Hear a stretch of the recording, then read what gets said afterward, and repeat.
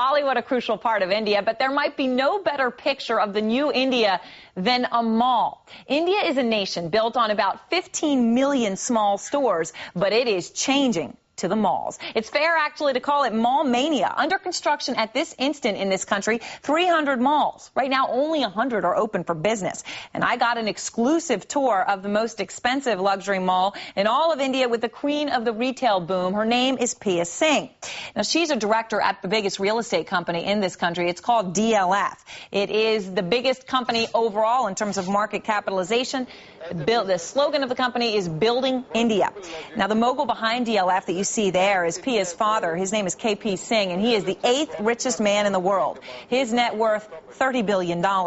Keep in mind that India so far is a rarity in the developing world because consumers here make up 2/3 of the nation's economy. That's just like the United States, which will make India's malls under construction a crucial final frontier for America's retailers.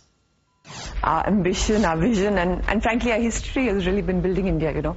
We started our business in, well, building Delhi when India got partitioned, which was in 1947. So we feel proud of the fact that the birth of our company coincided with the birth of this country.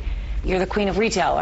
You're building all the malls in this country. It might amaze a lot of Americans. India only has 100 American-style malls because there had been some changes in laws, right? So does that mean now you can build malls anywhere? Actually, to answer the question, you can build malls wherever the usage is permitted. So the first thing is that the land usage has to permit the building of a mall. Having said that, I think what's really happening is that consumerism is on the rise. You know, as the economy is growing, as people's aspirations are growing, people want to live well, they want to spend money. And I think that is really sort of you are seeing the creation of retail infrastructure. And that's really what is leading to the rise of the malls. We have a couple of different actually we have 4 different kinds of malls. The lowest in the hierarchy is what we call shopping centers, which is exactly like the markets you see in India today. In America, I believe we call them strip centers.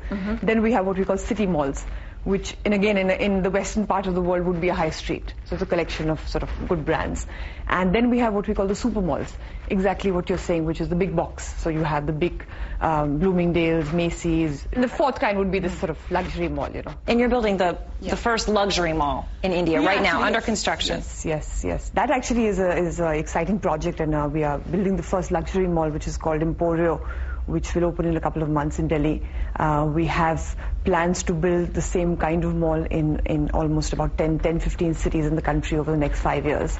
And I think it's, again, as I said, it's a very exciting time in India because it allows you to create something for the first time. We have almost about 97 tenants. So we have all the sort of A-grade foreign luxury tenants, whether it's Gucci, Vuitton, Cartier, Armani, Ferragamo, Tiffany, Chopard, Piaget, to name a few. Then we have all the big Indian designers, Indian jewelers. We have Tarun Tahiliani, we have Ganjam, we have Anmol, we have Gem Palace, we have Rohit Bal, and we have a spa, we have a day spa, we have a restaurant. We will have some great furniture formats, we'll have some art galleries. So again, as I said, what this will offer is a collection of certain kinds of brands under one roof, which has never happened in India before. It's not just about shopping, but it's about creating an experience which caters to a certain kind of wallet. And it's amazing because you're saying what you said, 10 or 15 over the next few years. So that shows not just about on the middle class, but the upper class, people getting rich. Clearly. I mean, as I said, it's a phenomenon. I think China has gone through, Russia is going through, India is certainly going through it, you know. So as I said again, with people earning well, they want to live well, they want obvious signs of wealth. And I think, as I said, that's clearly reflected in the retailers who are entering the country today. Do you have global ambitions? A lot of real estate companies and family brands in real estate have gone global. I think honestly, you know, from our point of view, we feel today our ambitions and our vision and the work required in India is so large that I think it will take us a long time to even meet our ambitions and targets for what we want to do in India. All right, well, you may have noticed Pia's beautiful sari. It was beautiful, and it inspired me to go visit another one of Pia's malls and visit a sari store to actually try one on myself.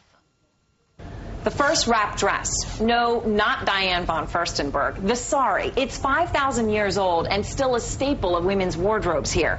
Western apparel is the fastest growing women's clothing category, but still there is something splendid and sensuous about the sari. That's why we came to this store where Mina works, and Mina's helping us unravel the sari today. And Mina, I'm curious because you come in here and it's overwhelming. There's so many colors and so many designs, and that's the real story, right? There is no one sari style. It's a different saris altogether from different part of the country. We have georgette, we have crepe, we have different styles altogether, the designer ones. And different designs too. This one here you picked because, well, it's beautiful. It's got all sorts of designs. Also very expensive. This is the most expensive one. It costs rupees 38,000.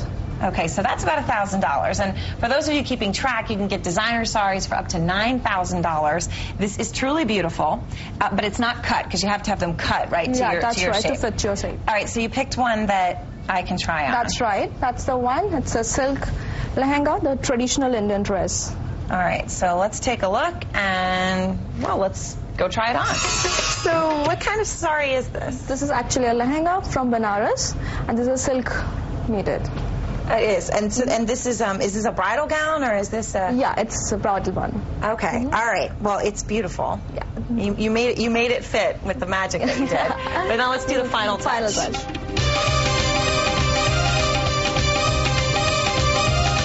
Voila. All right, I think that might have been the highlight of my trip. It is amazing when you see women in the saris in so many beautiful colors, and when we said it was sensuous, it really is. It's an absolutely beautiful garment.